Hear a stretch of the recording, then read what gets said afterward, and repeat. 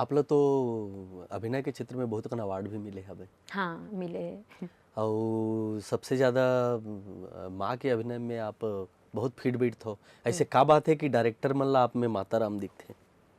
अब बोला डायरेक्टर ही मन जानी तो आप ला नहीं लगे कि अरे मतलब फिर माँ बनावत है? बिल्कुल नहीं लगे। कोई हीरोइन के बढ़िया रोल मिलती इस मोला?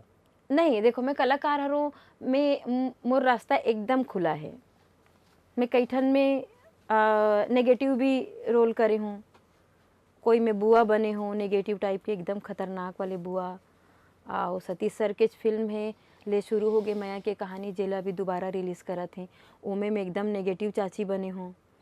और मतलब मोला लगते ये डिपेंड करते डायरेक्टर के ऊपर कि वो का करवा सकते। कलाकार के तो सब रूप तो रीत मतलब आप मन काकी घलो बन गए हो, माँ घलो बन गए हो, बुआ घलोक बन बुआ गया घलो हूँ। बन गए हो, हाँ, और काका बन हूँ? जो बना दे डायरेक्टर मन सब कुछ डायरेक्टर ऊपर है। तैयारी सब चीज के।